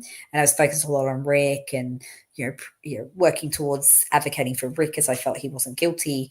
But looking at Libby's phone data, it really connects you to the actual crime and gets you thinking about it. And it's really sad. It's so sad. I mean, obviously I already knew that, but I think, when you're actually engaging with the timeline of their last known moments and imagining what they went through, it just doesn't bear thinking about. You can probably even tell from my tone today, I'm not as upbeat as I usually am. It just feels really heavy and really yuck to even talk about, but also important, because I think the more accuracy we can get with understanding this data, the more that we can potentially, understand what happened to the girls, and certainly also help Rick, who I do still believe is not the offender of this crime. And I think, I've kind of always been fairly resigned to the fact that there may never be full justice for the girls because of the way that the investigation was managed. But I think even if, there is a dominant theory that makes sense, then at least, most of us will know what happened. It may not create justice for the offenders, but at least hopefully give some closure to the families. I know the families would say they've already got closure, and I think that's potentially why they've, why they don't want to look too deeply into this conviction against Rick, because I can only imagine how painful it would be if you're in that situation and you believe they've caught the right person. To look at this wrongful conviction stuff would be incredibly painful for the family. And so psychologically, I can understand why they wouldn't want to do that. I think, you can live in this sort of space of saying, well, no, it must be right. And there's sort of a denial in that, which goes with grief, right? It's easier to believe that it's solved than to think about the fact that there could be more and that it could never get solved, which, it's highly unlikely to ever get solved. And I think everyone sort of knew that if Rick was found not guilty, that it was highly, highly, highly unlikely that they would ever find the true perpetrator. And I think that's definitely the case. I do sound different. Yeah, it's also late as well, so it might just be I'm a bit tired. My energy's a bit lower. I'm on holidays as well, so a little bit of a different vibe. I do have ADHD as well, so I haven't been taking my meds while I've been on holiday, so maybe a little bit less energy as well. But also, this stuff is heavy and really somber and sad, and I think I get a lot more excited when I'm talking about this sort of directly exculpatory evidence for Rick, because that's the side that I feel a bit more hopeful about, I guess. Jill says, it's like a ball of knotted up yarn trying to unravel people with potential information that are hiding or being hidden by law enforcement. Yeah. So, I mean, the conclusions that I can come to: one, that Rick is not guilty; two, I highly, highly believe that there are people in law enforcement who have not just made errors, but I really do feel like there is cover-ups going on in this case. And I don't believe it's cover-ups for errors made. I believe it's more sinister than that. And very early on, I believed that the Franks memo was certainly on the right track. And I've never really stepped away from that. I've never really leaned into Ron Logan and Kegan Kline, and certainly not never Rick, obviously, to begin with.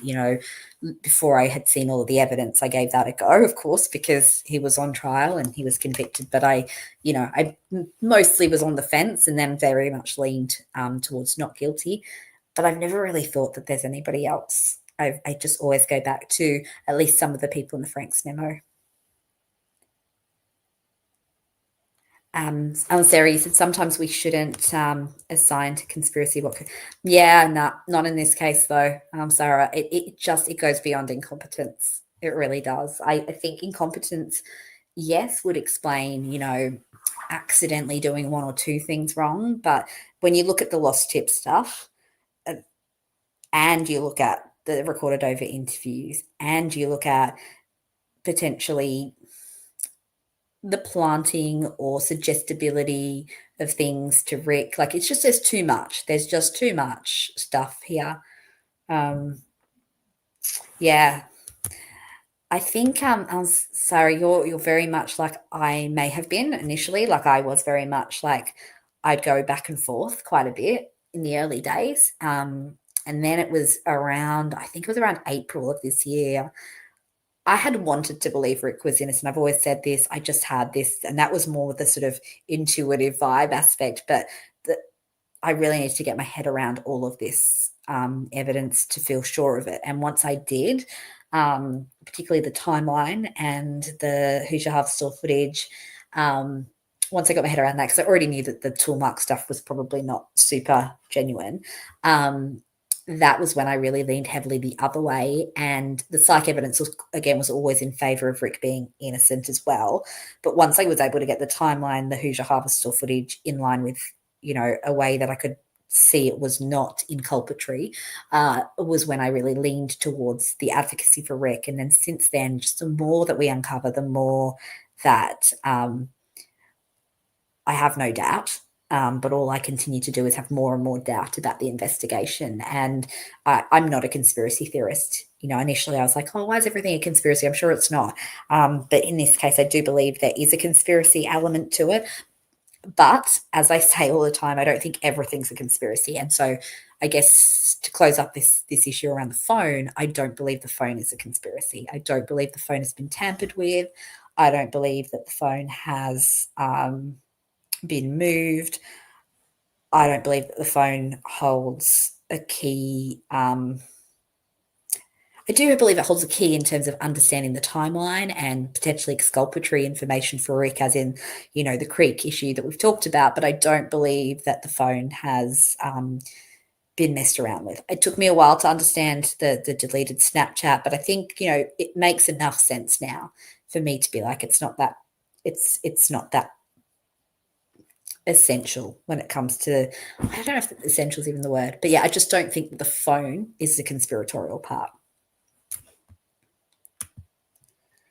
RC99, I'm a conspiracy realist. Sure. Yeah, I think that, yeah, I've definitely realized. I remember I looked up what are the odds of police tampering in a criminal case, and the odds of that are far higher than the odds of somebody like Rick having been the perpetrator of this crime. So, Sandy says, I think human nature is we want someone to pay, but then we believe that someone couldn't do that horror to another human, but we need true justice. For sure. I mean, it is unbelievable, isn't it? It is absolutely unbelievable that somebody could do this. And whoever did this crime has to be someone who has a history of sadism.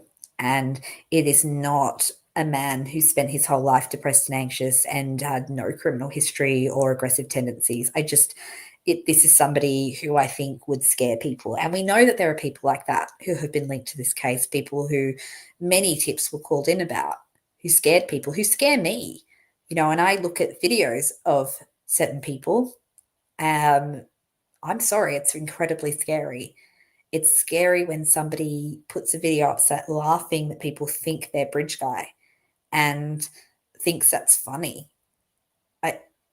And thinks it's funny to mock the people that think he's bridge guy. I mean, it's just a really, really bizarre behavior, as opposed to Rick, who does not exhibit bizarre behavior. I mean, psychosis isn't bizarre behavior. Psychosis is an illness, but no, none of his sort of pre-morbid behavior is bizarre. I'm sorry, you believe that the phone data seems to be genuine. Yes, I hope that I've helped convince you of that too, or not convince you. It's not that I'm trying to convince, but I hope that some of the information we've discussed has helped with that conclusion too. Elizabeth, so nice to see you. Always really lovely to see you. And this isn't even that bad in the context of the things people do. Yeah, for sure. There's just some horrible stuff going on in the world, right? Digital, you think the phone data can be validated to show anything the state says happened? Yeah, I mean, look, potentially. I think I think the probably one thing I haven't looked into because I is how the data was extracted. I think they use Celebrate, and I believe that Eldridge never had the phone; she had the Celebrate extracted data. Can that be modified? I don't think so, but I don't know. But the KnowledgeC data does seem to marry up. Everything seems fairly consistent, other than those few things that I've mentioned. But again, then the hypotheses for those seem consistent with maybe environmental factors. RC99 says, yes, Rick seems like a much nicer person. 100%. He seems like a nice person. And I know all the people who think he's guilty who are sitting in here now are like, oh, well, here we are simping for a child killer. But it's like, no, he genuinely seems like a nice person.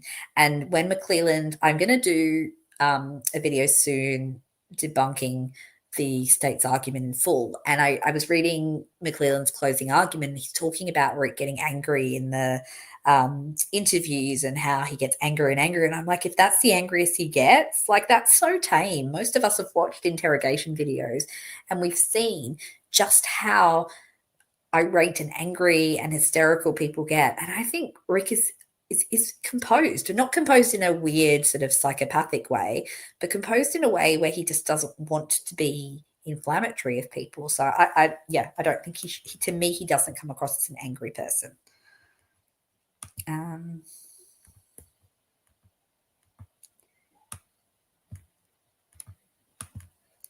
You've talked me around to thinking that the cold may have done that to the phone. Now, oh, I'm glad. I'm glad, Sarah. Yeah. Sandy says, I agree. It doesn't add up. I've tried to challenge this possibility before his conviction on American true crime channels. It didn't go well. Yeah. No, it doesn't go very well sometimes when you try to talk about this stuff.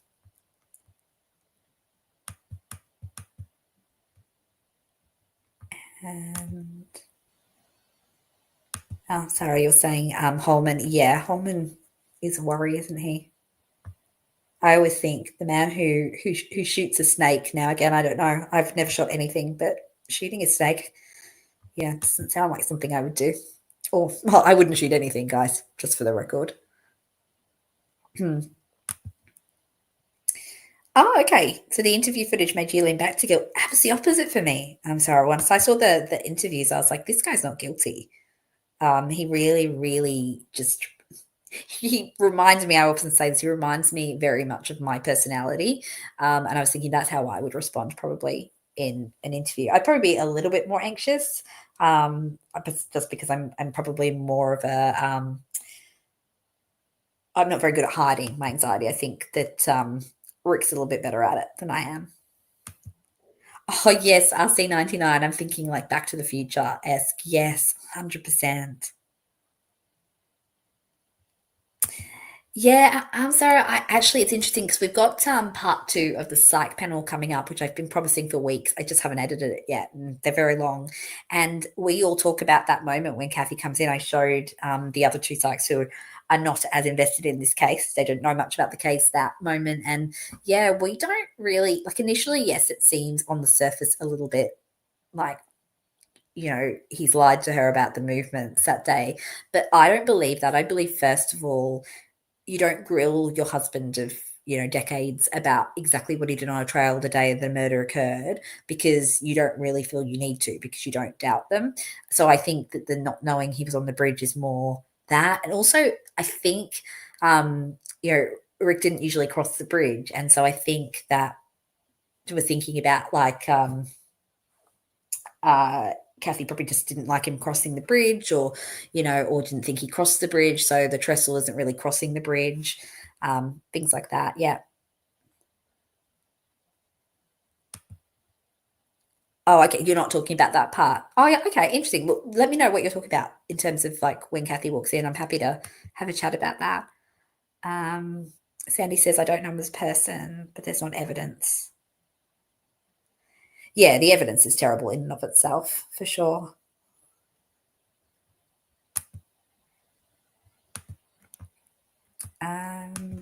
Digital, yes.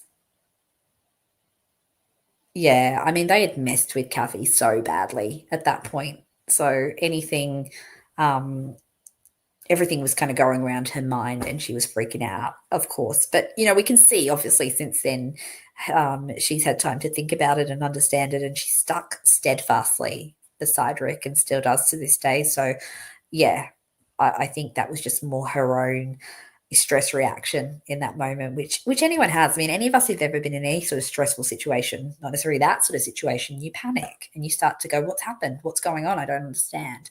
It's very disorienting, the sort of techniques that they use where they were telling lies essentially to her, that there was a witness that saw him, that it's definitely his bullet and that it came from his gun. Like they'd really convinced him.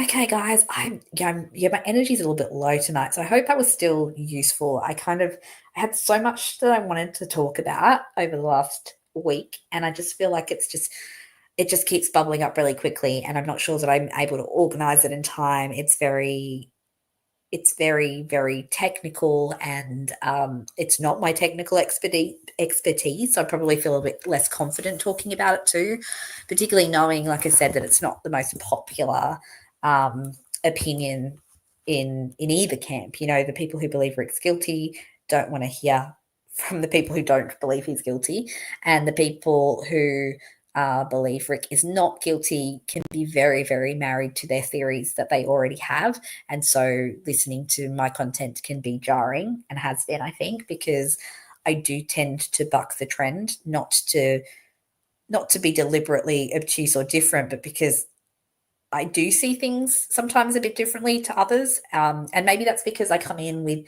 not a lot of the sort of pre knowledge of the case, because I did enter the case a little bit later than a lot of the key people in it, that are doing this in social media. So, oh, thanks, Sandy. I really appreciate you coming in and having a chat to me as well. Um, Definitely happy to always have open conversations as well. Not at all. I'm sorry. You were very, very respectful and always are in all your comments. So, no, please don't feel you need to apologize. You don't come across combative at all.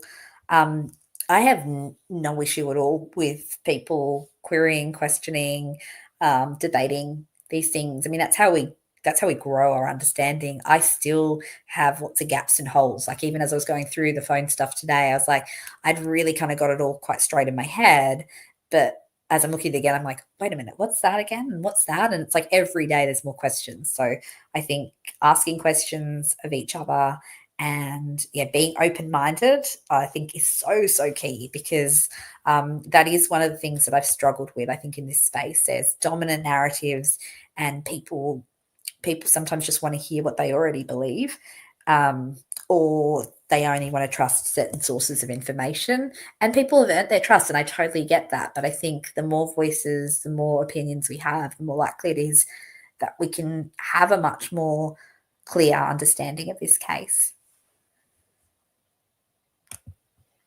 Oh, Sandy, thank you. You find sanity with the streams. I'm so glad. I'm really glad.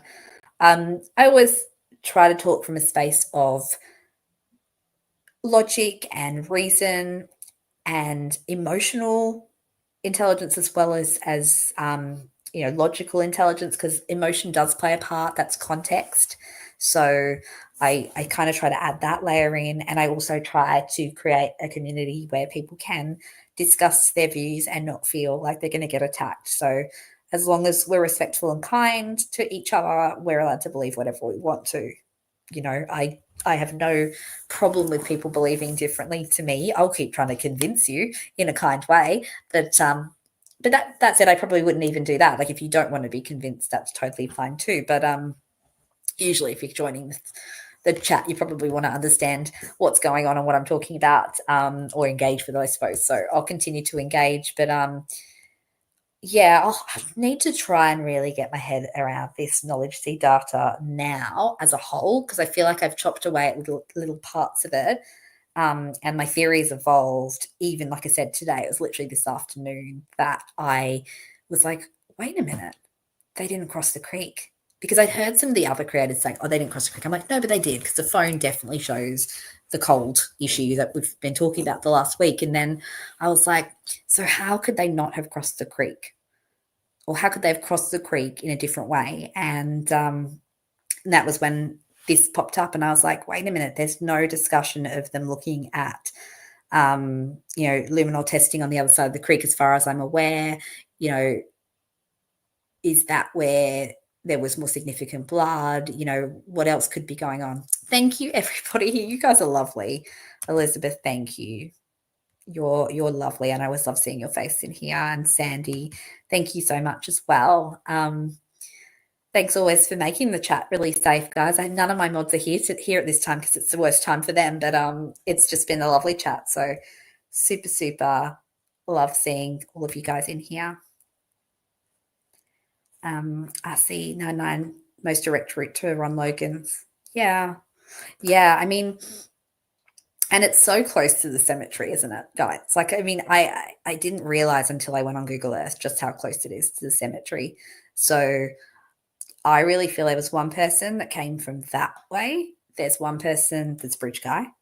And then there's one person, potentially that other video that we've seen, the private drive, the car that kind of goes in and comes out. I think there's at least 3 people involved, if not more, but definitely 3. And yeah, it was planned. The old car sitting there all day, the sighting in the morning of the strange guy around around wherever the Liebets are. I have to actually look at them on the map. I need to look at all different people on the map. But yeah, I think that there definitely are multiple people involved, and it was planned. Oh, Elizabeth, bless you. You're doing your beautiful hats for the homeless and the elderly. You're just lovely. You're definitely my sort of person, for sure. RC99, the last thing Baldwin mentioned, I didn't actually watch that yet. I wanted to, but I haven't had a chance. I may fall asleep to that tonight, though. I was curious to see what Andy was talking about. About there potentially a person below the bridge. Oh, so interesting. Gosh, the amount of times I've watched that video to try and find more from it. Oh, it's like you just want to reach in and be like, what's happening? Yeah. But I think, takeaway message from the phone stuff is Libby is brave. She was brave. She did, record that video covertly because she was scared for her and her friend. She didn't run away and leave her friend in that situation. She stayed, and I do believe the girls possibly tried to make a run for it. And that accounts for some of those extra steps before the creek phone kind of incident at 2:18. So I think that those girls were brave, and they tried, they fought for their life. But I think that they were incapacitated very, very quickly.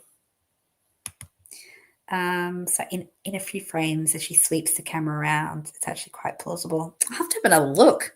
Goodness, I'm going to have to watch that video again a zillion times and keep pausing it. Yeah, for sure. I'm definitely going to have a look. All right, guys. Well, it's pretty late here. It's 12:30, and we're on holiday, so we're going to go on a dolphin cruise tomorrow. So I need to get some sleep and some hydration to be back in the sun tomorrow. I'm not sure when I'll record the next one. I may take a pause for a little bit and just have a bit of a think about wrapping up the KnowledgeC stuff in one tidy package, because today was just a lot of rambling and going between a million screens. So thank you for sticking with me, though. I mean, it's been nearly 2 hours, and I can see that a lot of you have stuck with me. Thank you, Sarah. I will have fun with the dolphins. I love a good dolphin. I don't know what that means. I love a good dolphin. I love seeing dolphins. We saw a whale today as well. So it's dolphin or whale season. So can't wait to see. Elizabeth's asking RC99, do you have a timestamp for what you were talking about? So if you want to pop that in the comments section, If you do have a timestamp, that would be awesome.